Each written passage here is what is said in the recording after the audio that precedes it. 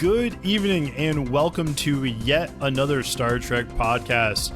I'm your host for tonight, Brad, and as usual, I am fan-freaking-tastic. I don't even know why I added that there. So you know what? I'm just gonna roll with it. Go with it, guys. And as joining me as usual, the man who mixes his Star Trek metaphors, Majid. How's it going there, buddy? I'm living long and prospecting. Yeah, prospecting? Yeah, you know what? Let's just keep it. Let's keep it real. Let's just keep going with it, okay? But you know what? Who's also in the room here? We have the man who has more video games than I have Magic cards. Drew, how's it going? Also, fan-freaking-tastic. I don't get it. Is the fan-freaking-tastic like an inside joke? Are you guys not letting me in on a joke? I don't know. Didn't you say that, or did you just say fantastic? I already forgot what you said. I think I said freaking-tastic, man. I don't know. I was trying to mock you, Brad. I mean, it's not like he just co-signed him. I'm mocking him. Offended? You should be. He doesn't have that emotional spectrum. Yeah, no. I think you're just playing around with me and having fun. Good times, laughing with me, right? It is the truth, though. Yes. Gentlemen, how have you been? It's been a full-on week. How's life been going for you guys? Has it been a week? Time has no meaning anymore for me. It's a man-made construct. It has no meaning, just like that time that the Enterprise traveled back in time 3 days.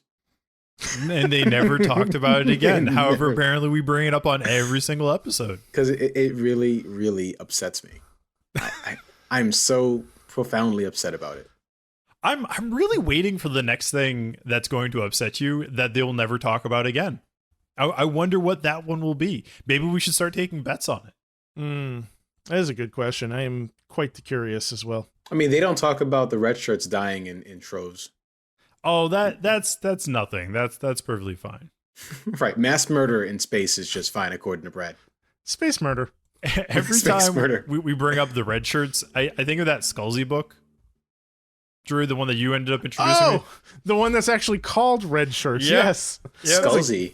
John Scalzi. Oh, gotcha. Yeah, it was, I listened to the audiobook version of that, narrated by the not late great, just a great Will Wheaton. Will Wheaton is not dead. Wow, I was going to say, I was like, when did he pass away? He's not dead. He's just awesome. He's just great.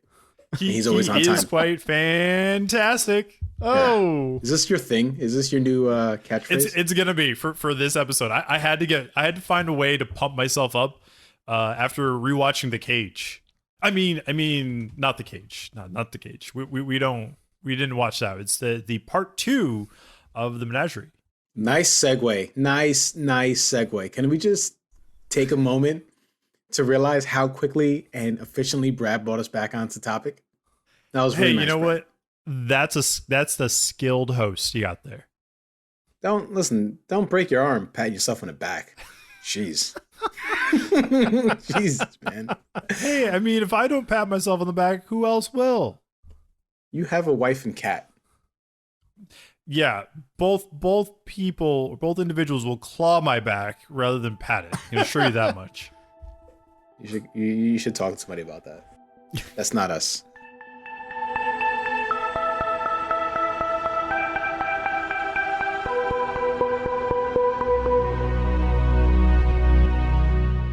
Well, when we last left the crew, Spock was on trial for seizing control of the Enterprise and locking it in on a direct path to the forbidden planet Talos 4.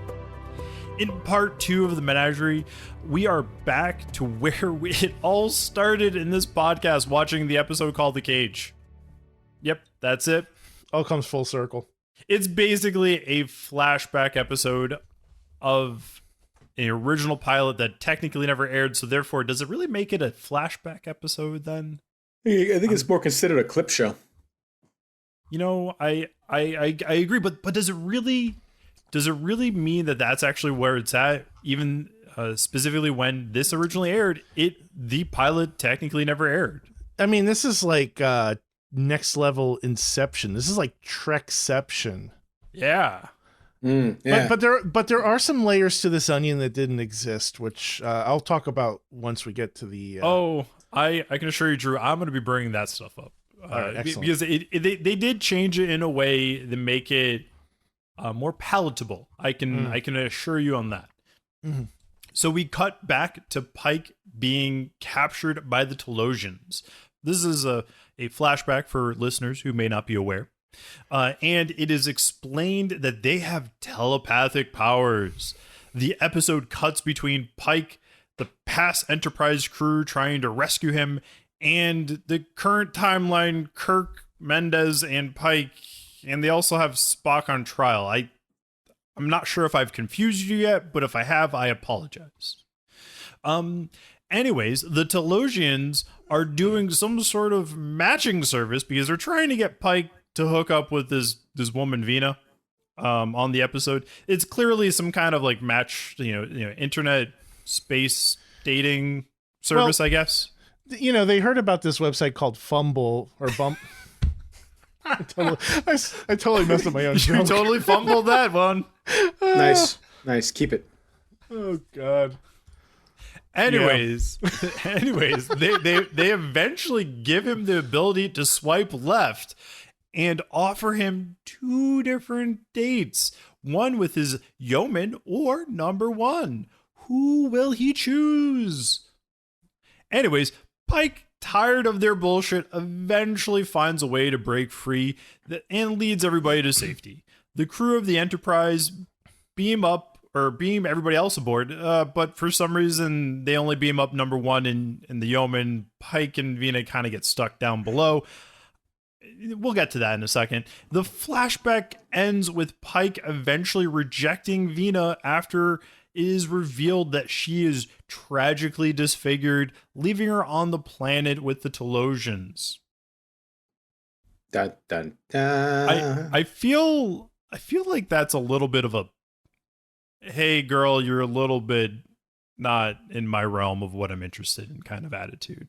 That's the kind of vibe I got from that. But we cut back to the Enterprise. Kirk starts to truly understand why Spock was taking Pike to the planet. Then, all of a sudden, randomly, Mendez vanishes. The Telosians speak directly to Kirk, explaining that Mendez was never on board, and it was all an illusion the entire time. Is it too early for me to say I told you so? Didn't I say that he's not to be trusted? Didn't I say? I mean, you know what? I'll give you this one. I'll give you this one. No, I'm not taking your charity. I'm not taking your charity. It's proven. Technically, he didn't exist at all. So therefore, there is nobody to trust. The Captain Mendez was just the friends we made along the way. Yeah, apparently. And anyways, the Telosians offer Pike to come back to the planet and live with Vina. Uhura calls down, explaining to Kirk that the restrictions have been lifted for this one exception to visit the planet. Pike agrees, and he wants to return to the planet. Spock brings him to the transporter, and then up on the view screen, we see Pike and Vina are together again. To sum up this episode, Pike really just wanted to be with Vina. The back of the Telosian's head looked like butt cracks, and I may just be an illusion of the Telosians. I mean, you're at least 4 illusions of this. Listen, I saw versions of you from different timelines, different ages. It's true. I've been there for some of those timelines. Yeah. Wasn't it like some sort of like, oh, there's younger Brad, older Brad, and then the Brad who doesn't bathe and shave? I know there was a Brad that we saw at a restaurant with what appeared to be your future wife, like your current wife, but what appeared to be at a first date. So this may have been a past version of Brad. Mm-hmm. I want to comment that this was at a Buffalo Wild Wings, which my wife absolutely hates. They're not paying us, so don't name drop them. Well, first of all, yes. Secondly, on a first date, she probably didn't have the gall, the gall to say no. So it was definitely her. I mean, I've met her. I think she just puts Brad in place all of that, and that's what Brad likes. He needs some control in his life. He's not denying this. He's not. Hey, you know what? It's better to just roll with it when it comes to the wife. Gentlemen, what are your thoughts? How are you feeling about this episode? Drew, let me hear from you, buddy. You said you had some comments there. Well, yeah, I mean, overall, I still liked what they did with the cage to try to enhance it and make it a little bit more palatable. But I think they did a better job in the first half than they did in the second half.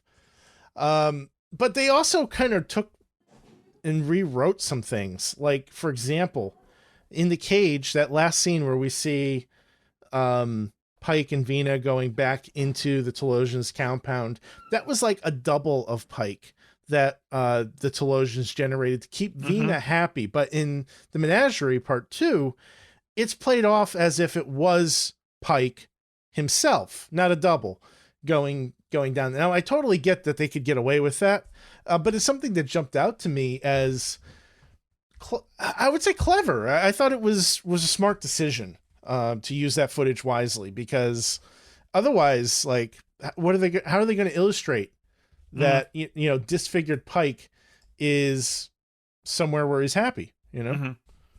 And I couldn't agree with you more on that, because I remember watching the episode and they kind of ended the flashback with Pike, leaving, and I was like, wait, they didn't show that scene of Vino with Pike, and I was kind of wondering like where they were going with it, and then once they went a little further, it made a lot more sense. I think for the situation, like, they did a really good job of editing and making it kind of correlate and really go through the whole motions for that story. Yeah. Go ahead. No, go ahead. Well, I saw Majid yawning, so I was trying to cover for him. I wasn't yawning. I was taking a big gulp of air. Yeah, big gulp of air with your eyes closed and tears coming out of them. Don't worry, I'll edit this out. 5, 4. Well, no, hang on. You didn't actually hear it. You didn't hear it, did you? No. Okay, yeah. Don't edit it. We're talking about it. Now we're talking about it, so therefore it needs to go back in. No, keep it. Don't cut it. It's fine. It's fine.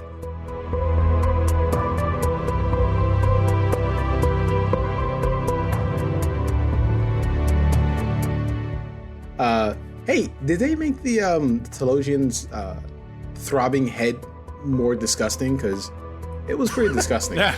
I think that was the same, wasn't it? It was equally disgusting. Oh god, it was so disgusting. I know it's like paper mache, whatever, but it was pretty nasty. The throbbing veins were pretty nasty. I'm not even gonna touch that.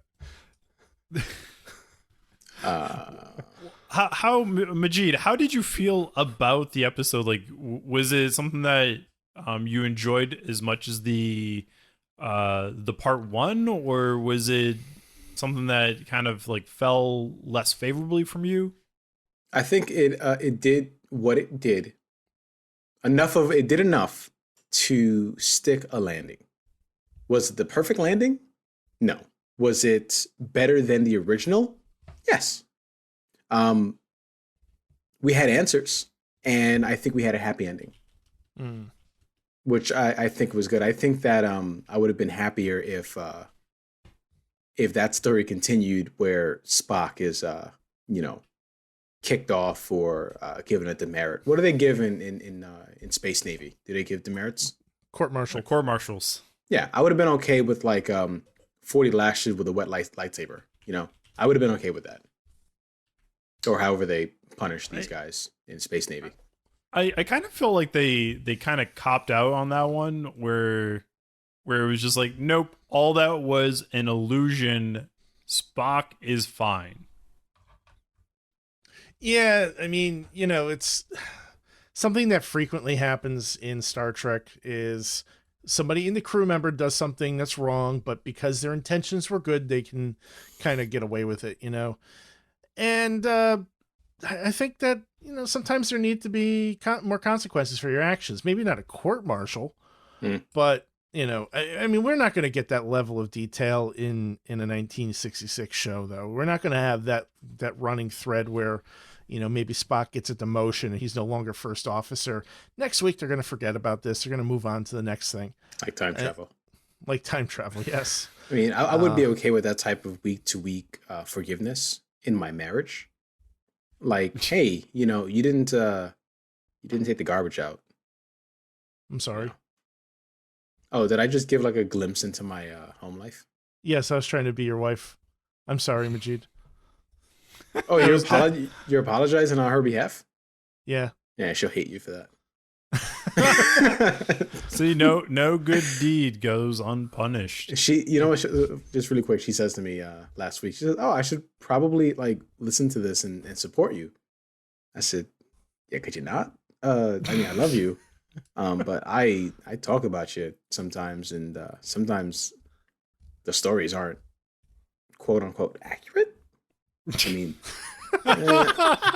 So if she could, man, now you got my interest peaked, man. What is actually like happening then? I mean, it's accurate to my recollection and my version of the story. It's kind of like how the Telosians would, project that illusion. That's kind of what I'm doing.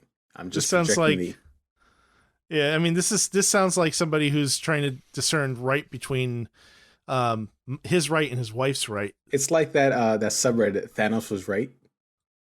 Oh, it's kind of like that. Oh man, that's messed up. No, listen. In my defense, I'm probably right 30%, 30 to 40% of the time. That's generous. That's generous. That's about 15% more than I expected. Dude, come on. Reality is 90% of the time your wife is right, and the other 10% of the time is that you're just slightly right. I thought it was 90% of the time his wife is right 100% of the time. I should be lying on the couch while both of you, sit in an armchair with clipboards talking about this. Yeah. We'll analyze your entire existence. Right, be crying by the podcast. That's fine. It's okay. We're here for you. You guys have met her. She's nice to you. That's fine. Yes, she's wonderful. A wonderful, wonderful woman. I can assure you that much. But anyways, gentlemen, back to the episode. I think I was hoping for more like the first part, because the first part definitely had a lot more original substance. Yeah. This one, it did have a substantial part of the pilot episode. Yeah, they really kind of took advantage of the footage in this one. I'm not sure they filmed an entire episode out of new content out of both parts. Now that I start to think about it, I was expecting more courtroom stuff, more back and forth in this one. We didn't get any of that. All we had was, well, Captain, they're transmitting what happened. You have to watch it. Right. And it's like making your kid watch TV when they don't want to. You know? Like making kids watch your home movies from before you were born. Yeah. Or like some documentary about ancient history. Like that time I tried to make my daughter watch The Rocketeer. Yeah.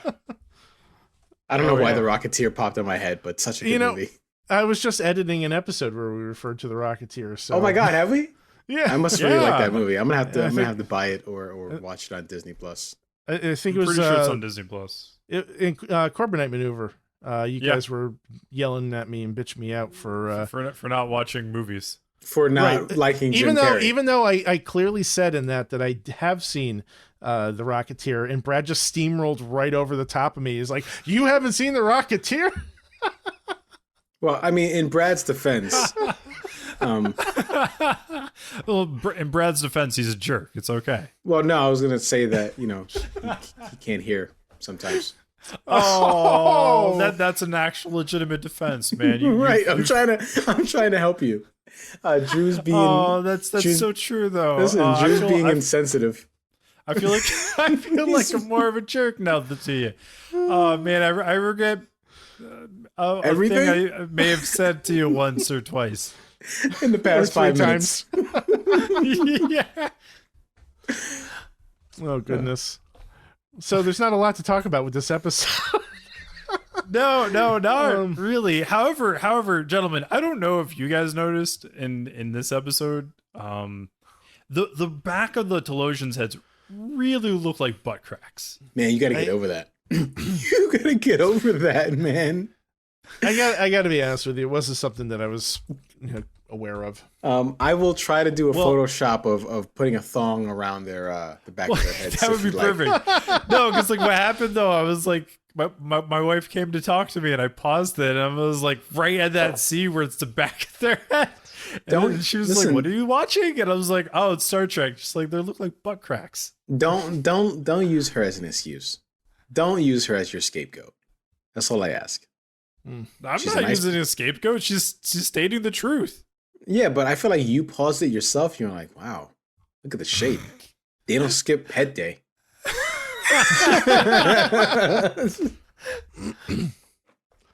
Oh man. No, I think Drew, to your point, this episode was very, very little to discuss. If you like, we can just fill time by, putting in our clips of our very first podcast talking about the cage. No, I am not doing that.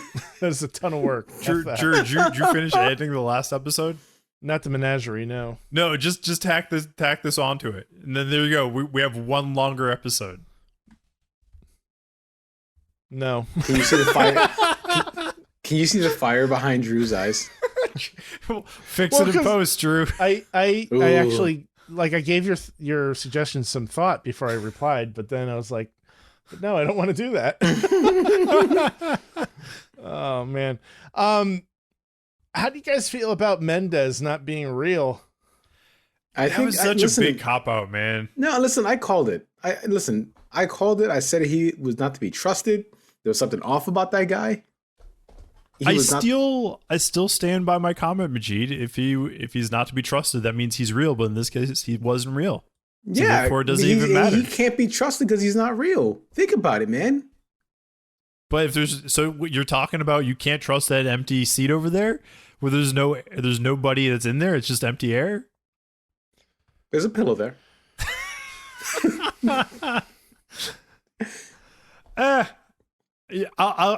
I said I'll give you my charity. I'll give you this one. I don't need nor want your charity. We'll go to the callers and we'll see what they have to say. So we just randomly called one of our loyal listeners and be like, "Hey, we want your opinion on an episode that hasn't aired yet. Let's talk." Hang on. I got a call coming right now. Hey, this is John from California. Oh, hey, John from California. What do you think? Was Majid right? Oh yeah, he was totally right. Mendez can't be trusted. Hey, thanks, John from California. See, there we go. We got a fan called in. I like it how you didn't even attempt to disguise your voice. You just went straight forward with it. I mean, a lot of people have similar sounding voices. You know what? Sure. Okay. How is John from California here on the episode? Well, no, he already hung up. So, hey, anyway, so think about it. Kermit the Frog and Patrick Mahomes, similar voices. Boom. Who? Yeah, which one? Nothing. Kermit the Frog. He's the little frog from the Muppet Show. No, I know who Kermit is. Oh, Patrick Mahomes. He's the quarterback for the Kansas City Chiefs. Yeah, I don't. Are you that much of a nerd? I don't watch sports. He's even in the news. He won the Super Bowl a few years back. What's a Super Bowl? It's a bowl they fill with a lot of soup. I love your explanation. It really makes it easy for me to understand. Or if you're on Reddit, it's just one superb owl. Superb owl.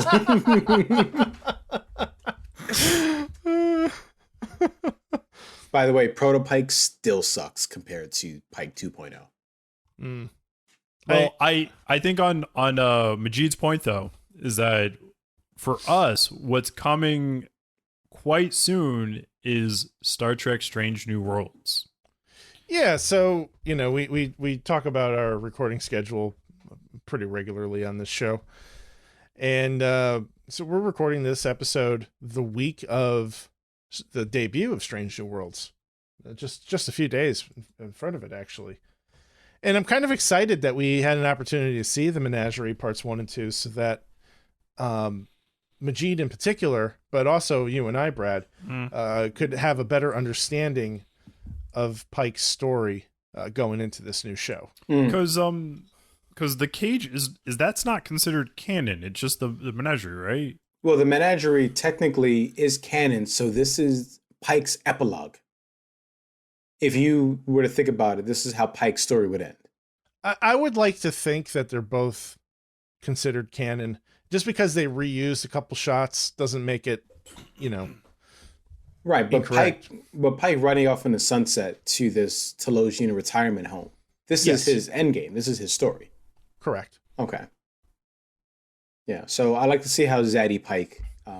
Because I think they said that this the cage occurred 13 years prior to the Menagerie. Does that sound about right? That's correct. Yes. So that's a pretty decent amount of time. He has plenty of time for the stuff with Discovery and at least one 5-year mission. Drew, do we know when Strange New Worlds takes place in conjunction with this? No. I think it's like a year after his appearance on Discovery because he retired. Yeah, he left. I'm not sure if you watched the new trailer. I've seen. I don't know. They've been putting out so much stuff that I'm not sure what I've seen and what I haven't seen. I did decide to go dark on new stuff about a week ago. Yeah. Okay, so maybe you want to cover your ears if I explain this. Go ahead.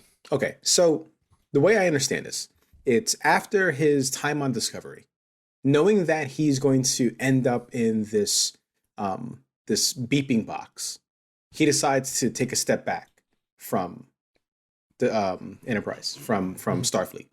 And that is apparently a year. That's why he has this beard. That's why he's on the planet. That's why he's all, salt and peppered out. Enterprise or Starfleet needs him, and they beg to bring him back because of negotiations. So that's the way I understand it. It's been at least a year. Gotcha. So he's all zaddied out. Discovery happened at 2258, and it looks like the accident on the cadet vessel was 2266. So there you go. There's an 8-year difference of that, and so then that potentially means 7 years. So it kind of makes me wonder how they're going to end the series. I mean, they could easily finish up his story in the confines of Strange New Worlds.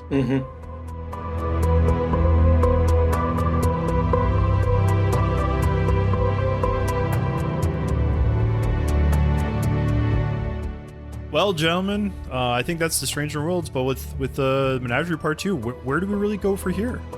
You know what, guys? Come on. If Roddenberry phoned it in, we can phone it in. That's a wrap. Let's score the episode and get out of here. Hey, you know what? Get some free time back. You know what? Yeah. Cut that meeting down a few minutes. Get some time back in your life. So, gentlemen, let's go with where we felt this episode lies and where it shined, potentially fell short of. Drew, I'm gonna start with you, buddy. Where do you feel like this episode really fell within your heart for you? So I gave Menagerie Part 1 a 7.5. I was really excited about that episode. I loved everything that they did. I loved how they used the original footage from the cage. And this one just really, I think, dropped the ball. They had this great setup. I think they could have expanded on the courtroom drama and really made it compelling. And they're just every time they tried to get into the courtroom, Spock's like, no, you got to watch the footage. And that's how I felt as the viewer. I'm like, no, I have to rewatch the footage. So, man, just a huge letdown. I still think that they framed the cage in a better light than it was originally. Plus, it's nice to see some closure to Captain Pike's story. But I think this is a 5. Wow.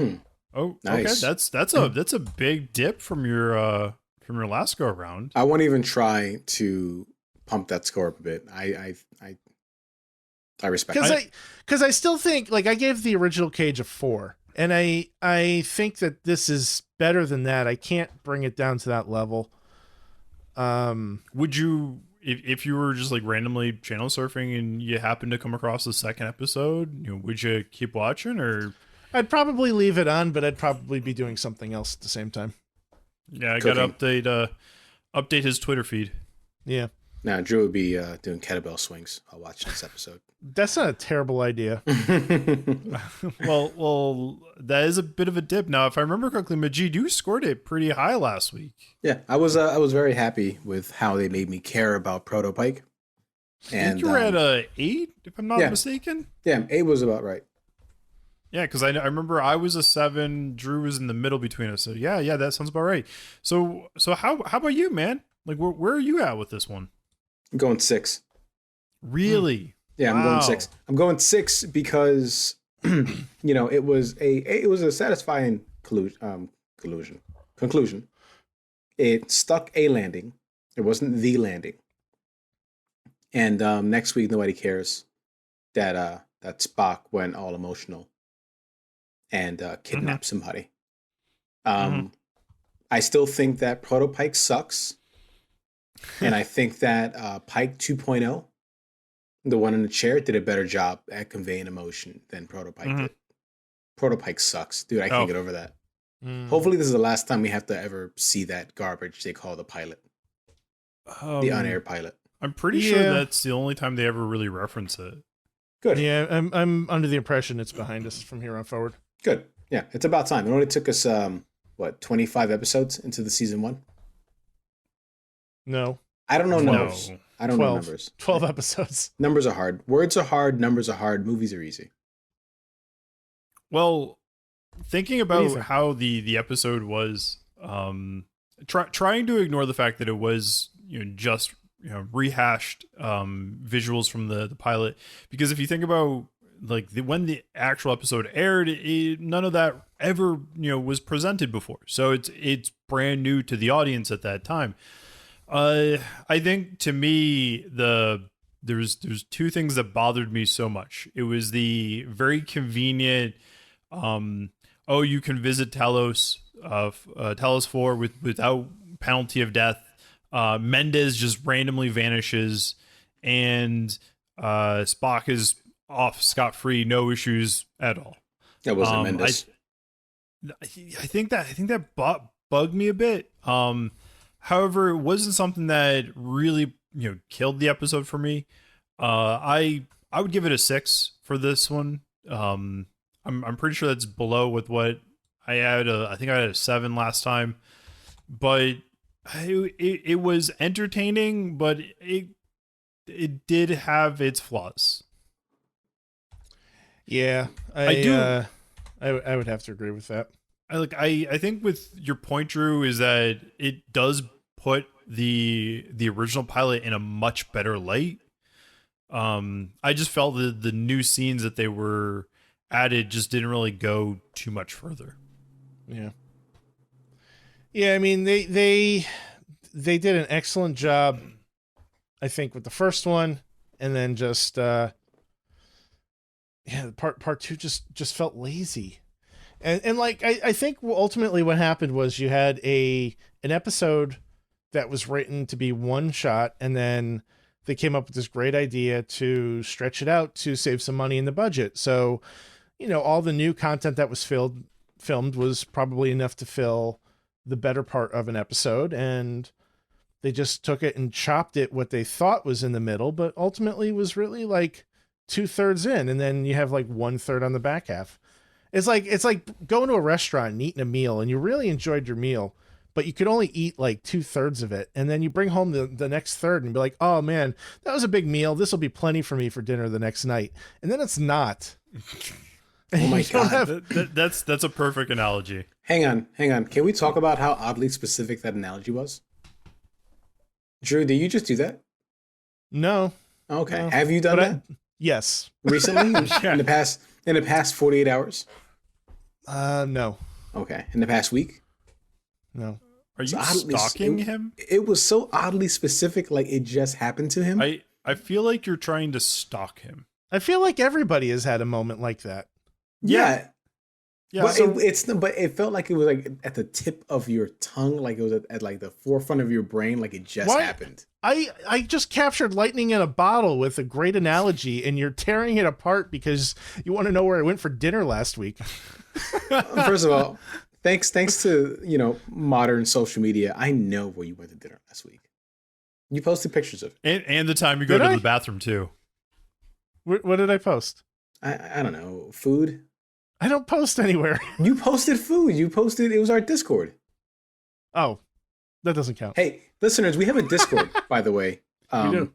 So feel free to jump in, have some fun.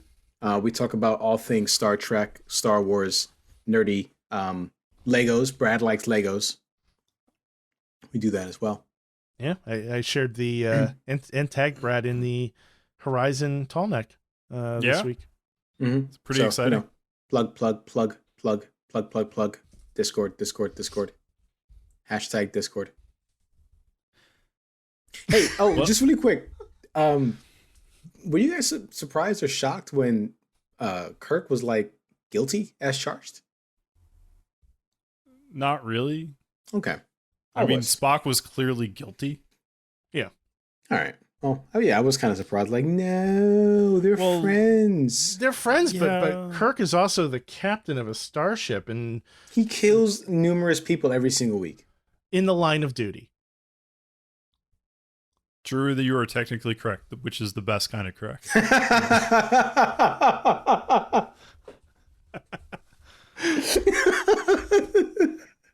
It's such a great reference. It's such a great quote. I love it. Anyways, listeners, give me a tune second. in. Give me a second. Oh God! All right, sorry. Futurama references just get me, man. They get me. I'm sorry. All right, I'm good. Well, folks, tune in next week for The Conscience of the King. An actor traveling aboard the Enterprise may be a former governor who ordered a mass murder 20 years earlier. Find out when we review Conscience of the King. Is this future Kirk we're talking about here? Well, that's a plot twist. I'm pretty sure it's not talking about red shirts. I have not seen this episode. This is kind of exciting. I will see.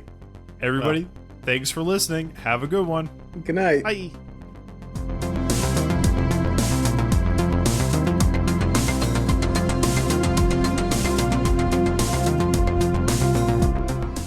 Thanks for listening to yet another Star Trek podcast. We're a part of the Retro Sessions Network. This episode was recorded on May 2nd, 2022, and is hosted by Brad, Drew, and Majid. Drew edits with his magical fingers. Majid takes care of the stunning artwork with his visually stunning eyes.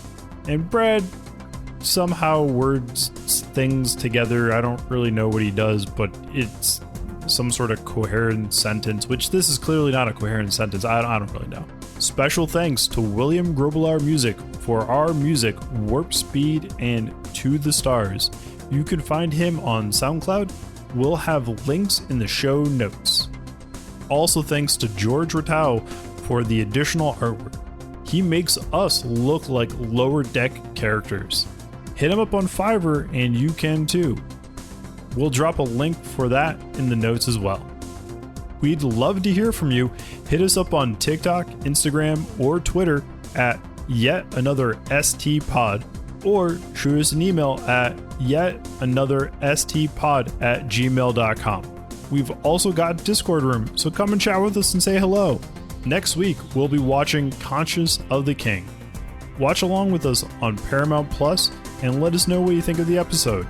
Come support the team by giving us a 5-star review on Apple Podcasts, Spotify, or wherever you get your podcasts. Plus, it's free. Appreciate the support. Thanks for listening, and tune in next week